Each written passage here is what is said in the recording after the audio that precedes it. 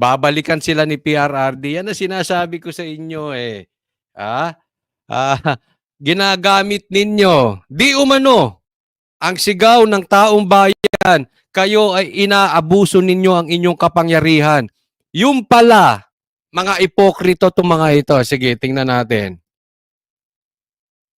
Sir, I understand may mga statement na rin po tayo kahapon denying the statements of Grijaldo.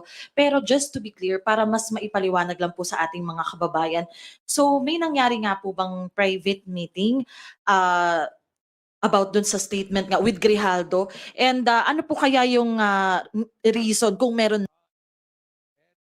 Ito private meeting. Tingnan natin kung i-deny o hindi. Nagkaroon sila ng private meeting with Grijaldo. Man, na bakit siya kailangang ipatawag in private? Si Grijaldo po. Well, mahaba yung sinabi pa ako na Malabante. Unang-una talagang there was a incident na talagang pinatawag namin siya. Pero not on our own volition. Because it was Colonel Garma, as what I'm saying sa mga interview sa akin, that ayan. Inamin niya ipinatawag. Hindi, ang resource person, hindi nyo dapat kinakausap. Hindi nyo dapat, lalong-lalo na walang abogadong kasama. Okay? So, hindi nyo basta pinapatawag yan. Mali po yun. Yun po ang kina-question ng tao. Bakit nyo pinapatawag? Yan sinasabi ko sa inyo Kausapin si Colonel Grijaldo. Kasi si Colonel Grijaldo, according to Colonel Garma, is a friend of her. So, sabi namin, tama-tama, andun si Colonel Grijaldo. So, tawagin na natin. So, it was at the back of the Quadcom. So, nang kinausap namin siya, sabi ko nga kay Chairman Abante, kausapin natin kasi nga kaibigan daw, siya makakapag-confirm ng mga affidavit na ginawa niya doon sa supplemental. Papalusot ka pa. Nandiyan na eh. Kakausapin nyo pa. Pwede nyo namang tanungin na may nakaharap na camera na naka-under oath. Bakit nyo pa kailangang i-confirm kung ano-ano? 'Di ba? Hindi nyo na dapat kinausap pa. So, what we did was, yung lawyer, sinabi namin na pumunta para in the spirit of transparency. Kasi mahirap naman na kami lang. Kasi we always see to it na dapat talagang merong kasama. As a matter of fact, yun din na sinabi ko sa media that prior to the Quadcom hearing, nagkausap kami ni Colonel Garma. And I asked the permission of the chairman to be with me. And he accompanied me para at least... Ito po ang issue dito kasi baka hindi pa alam nung iba, no? Ito si Colonel Grijaldo ay sinabihan na meron talagang death squad. Okay? So sa madaling salita, gusto nila na idiin ito si Colonel Grijaldo si PRRD. Ang problema, ito si Colonel Grijaldo umalma at umamin sa Senado kahapon. Ngayon, ididimanda sila ni PRRD. Ayan. Kasi dinidiktahan. Hindi mo pwedeng diktahan yung mga witnesses o yung mga resource persons nyo. Hindi mo na kailangan kausapin. Ang haba-haba ng hearing. Pwede nyong tanungin nang marami ang nakaharap na mayroong camera. Bakit kailangang i-private meeting ninyo? Di booking kayo. Huli kayo. Transparent talaga yung usapan. Unfortunately, yung sinasabi niyang coercion and harassment, it never happened. Talagang wala namang coercion na nangyari. And ako, natatandaan ko kasi merong isang tao na naandun sa loob pa eh. Aside from the two witnesses at the two lawyers ni Garma, si chairman, saka ako, and then somebody, kilala ko sa mukha, hindi ko lang matandaan kung sino na staff yon. So, we were discussing yung I think it was number 17 na sinabi ko, ito, sabi ni Garma, makukonfirm mo daw yung sa reward system. Naku, wala po kaming alam dyan. Wala po akong alam dyan. So, pinoint ko pa yung iba, yung 1999. Tama yung sinasabi niya. Ito pa. Gustong ipa-confirm. Kaya nga ididikit sa death squad Ipa-confirm yung reward system. Ibig sabihin, pagka meron kang nadali, meron kang napatay, o kung ano man, meron kang reward. Na i-deny ni PRRD, dininay yan. Wala yan. Oh. So, gustong ipa-confirm na itong dalawang napakatinong mga walang kasong mga congressman. Para idikit kay PRRD. Ang galing, no? Pero yung kinuers namin siya at hinaras namin siya, kasi ang coercion talagang gagamitan mo ng threat eh. Gagamitan mo siya ng force eh. Pwedeng hindi. Sa kapangyarihan nyo ngayon, pwede mong, gaya na sabi niya, di ba? Tinanong siya ni Abante, ilang taon ka na lang. Iyon ay matindi. Pwede kitang ipapromote pa. Pwede ka pang maging general. Or, pwede kang halungkatan ng kaso. Mamaya ipapakita natin meron silang kasong hahalungkatin dito. Kung ginamitan natin siya ng force during that time, di ba? There was still a lot of time for him to react. Unfortunately, hindi niya yung ginawa. At the same time, we cannot do that. Alam mo, it's so unethical for the two of us not telling, yung sa mga chairman, like si Ace, si Chairman Acop, saka si Congressman Paduano, about do sa issue yon. Kung pipilitin namin siyang magsalita. And it will be against sa ating procedure na to bet first yung mga magsasalita para at least sigurado tayo. So yun yung tunay na nangyari. But of course, meron din ako sinasabi. Yun ang tunay na nangyari. Sabi mo, kwento mo yan eh. Okay? Meron siyang ibang kwento. Pero the fact remains, kinausap nyo in private. Yun ang hindi nyo madideny. Sa katunayan, ipinahiya pa nga ni Karen Davila ito si Abante kanina. Iyon ang idiniin eh. Di ba? Idiniin. Bakit nyo kinausap? Hindi po pwede yan. Na issue na yung reason kung bakit niya ginawa yon. Well, yun yung aking analysis dun sa pangyayari. Bakit nila ginagawa to against us? Well, unang-una, demolition yun. Pangalawa, bakit nila ginagawa to sa amin? Baka kasi yan ang totoo. Congressman na merong speaker na Martin. Baka naman kasi yan ang totoo.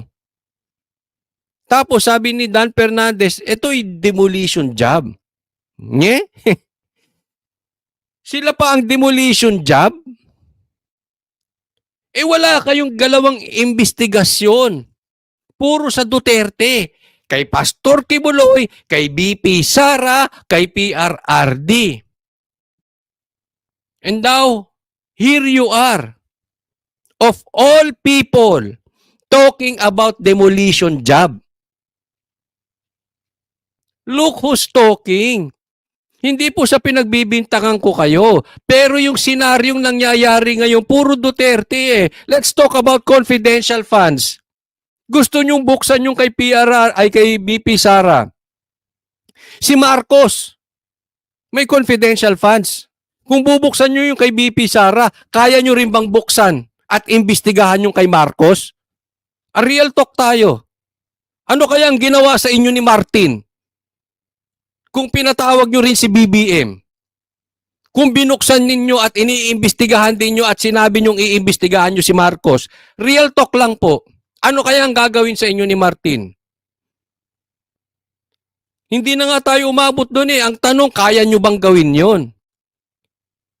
In the spirit of fairness and equality, gusto nyo bulat-latin, ipaliwanag ni BP Sara yung confidential funds. Yung kay Marcos ba kaya nyong ipaliwanag? Or even, mag-try man lang kayong imbestigahan ang confidential funds ni BBM, ni Marcos Jr. Kaya nyo? Now, here you are talking about demolition job. Wala na kayong inatake ko, hindi yung mga lahat about Duterte. Yung totoo lang. Di ba kahit tanungin ko yung mga manunood dito, nagsisinungaling ba ako? Ano obserbasyon nyo? Kung may demolition job, the demolition job is to demolish the Dutertes, hindi po kayo. Kayo yung nakaupo, kayo ang dikit kay Martin, kayo pa may demolition job. Wow, ah. Hiyang-hiya ako sa inyo. Wow. Wow.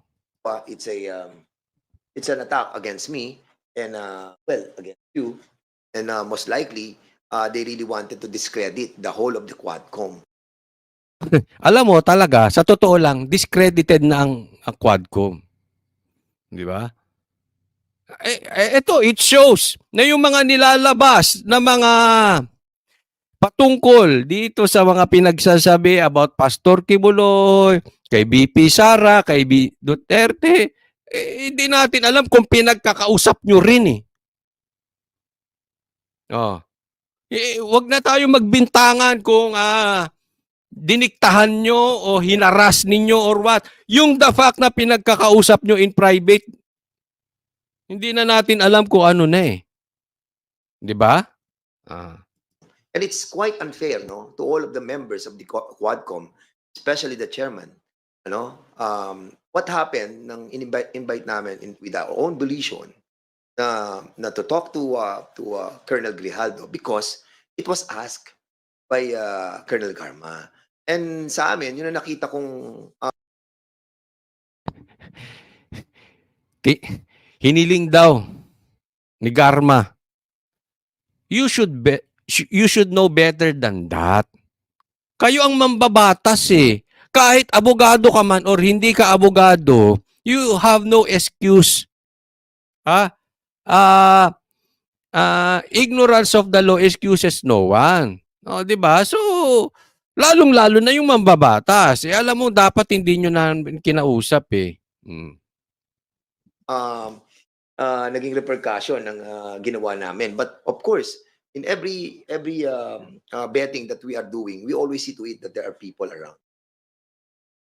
Opo, sorry, follow-up lang. Yun ang hindi natin alam. Okay? So, hindi di ba? Sir, dun sa sinabi nga niyong nakikita niyo itong ay demolition.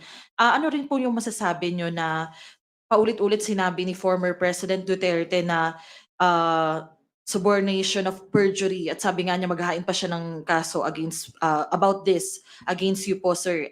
Ano pong masasabi niyo ron at bakit po ba nung meeting wala ring abogado mismo kasi ang nasabi niyo po ang may abogado si Garma but po walang abogado si Grijaldo? Kasi betting process pa lamang yun eh. Alam mo sa Kongreso, inakausap muna namin. Nako, mali ka doon. Dapat, inantay nyo yung abogado bago nyo kinausap. Mambabatas kayo eh. Lulusot kung lulusot eh. Ang tanong, kasi siyempre tandaan natin. Ito nga si Abante napahiya kay Karen Davila eh. Okay? Ito siyempre, iba ngayon. This is controlled environment ang tawag natin dyan. Okay? Controlled interview man to or hindi. Controlled environment yan. Hindi ka maiko-cross-examine dyan ng dire-diretso. Pero iba yung pag sinampahan ka na ng kaso. Yung abogado na ng kabila ang tatanungin ka. Di ba? Nagsampulan na nga eh. Wala pa nga sa husgado, nabuking ito si Abante ni Karen Davila. Di ba? Kita?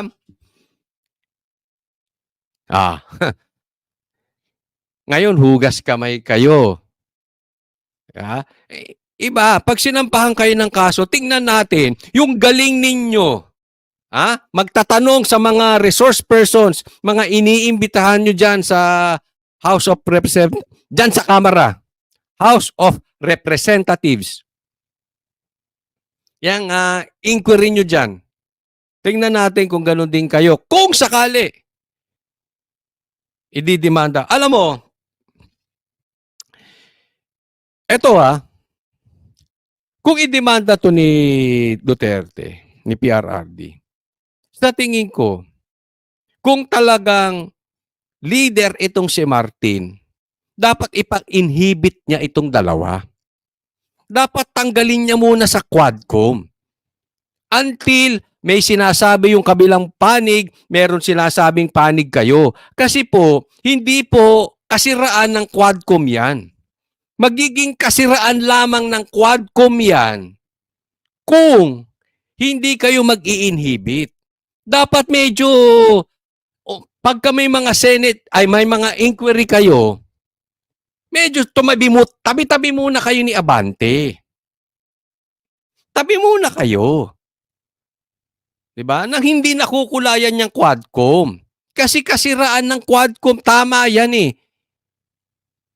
'Di ba? Para magkaroon ng free flow na investigasyon.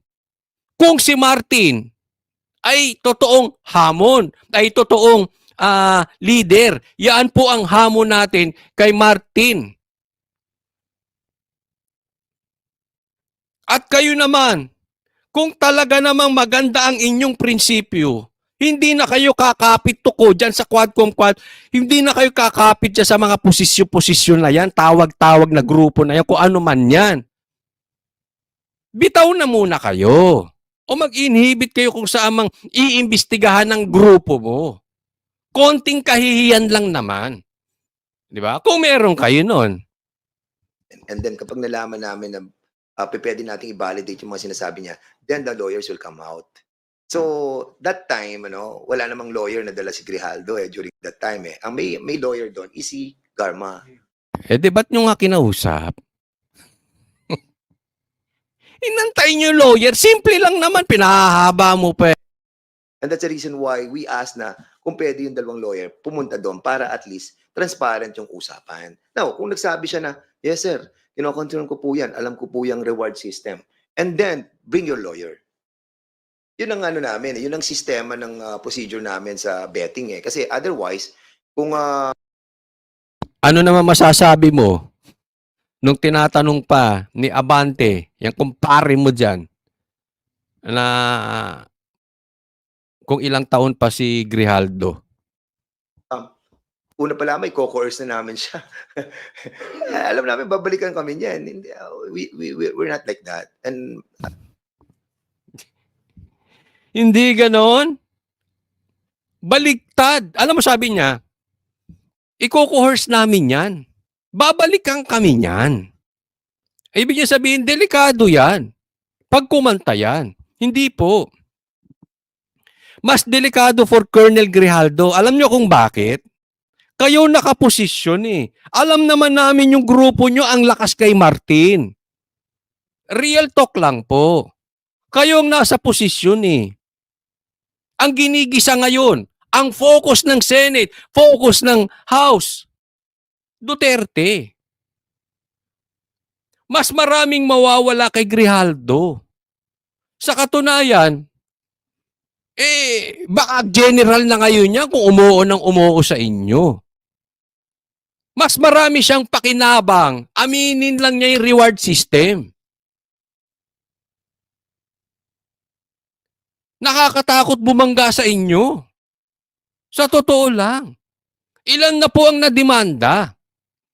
Ilan na po ang may demanda binuksan? Dati nang tulog yung demanda. Na-dismiss na nga yung kay pastor, di ba? Diyan nagsimula yan, binuksan. Anong punto natin? Hindi kayong malalagay sa alanganin, siya. Hindi kayo. You have to remember that we have a lot of evidences already. As a matter of fact, yung ating pong sinasabi natin na corroborative, no? Na-corroborate na eh. Actually, hindi naman kay Colonel Garma nagsimula yan eh. Doon sa dalawang PDL na kinorroborate ni Jimmy Fortaleza, kinorroborate ni Warden Padilla. Saka lamang dumating si Colonel Garma. Saka lang dumating si Commissioner Leonardo. So now, sinasabi ni Garma na ito, meron pang isang kaibigan ako na magko-corroborate doon sa mga sinabi ko.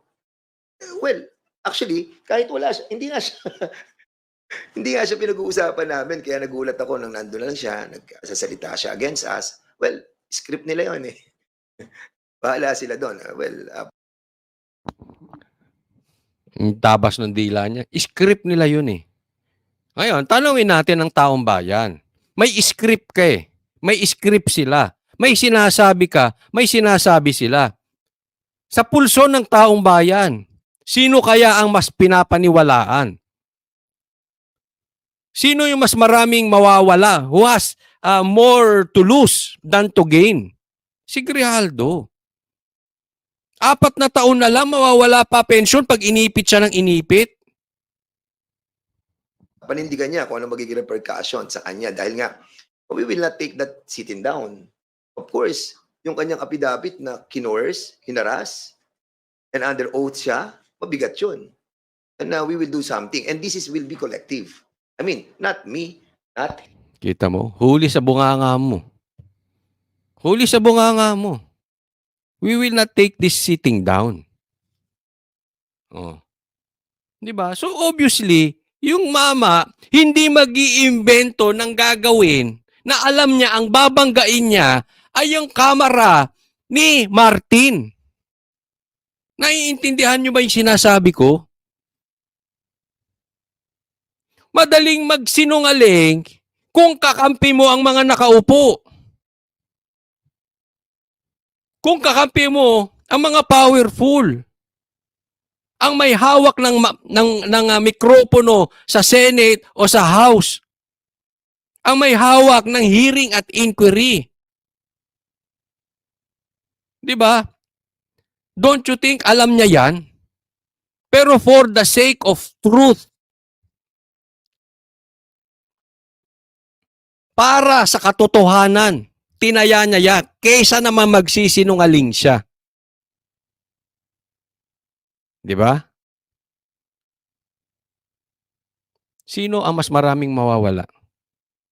Sinong talo dito? I'm sure. Ha? Kung may kaso gusto si Grijaldo, bubulat-latin. Kung wala, kakasuhan. Pustahan tayo. Pustahan tayo. Ha? Pustahan tayo sa mga manunood. Eh kayo na lang. Ano? Kayo mag-decide. Sino ang nagsasabi ng totoo? But definitely, may sinungaling dito. Sino ang sinungaling? Si Grijaldo o si Dan Fernandez at saka si Abante. But definitely, may loko-loko dyan. Kasi magkaiba sila ng sinasabi. Hindi pwedeng pareha silang tama. May sinungaling dyan. Hindi para sa akin maghusga. Kayo po mga manunood, ano sa tingin ninyo? At pag sinampahan ng kaso ito, ang maghuhusga po ang Korte Suprema. Ang korte po. Ang hukom. Pero, ang dapat ipaliwanag, ba't nyo kinausap in private? Secondly, habang may ganitong issue, kung kayo ay may delikadesa, mag-inhibit muna kayo. At kung si Tamba ay meron ding delikadesa, sabihan mo yung tao mo, mag-inhibit muna.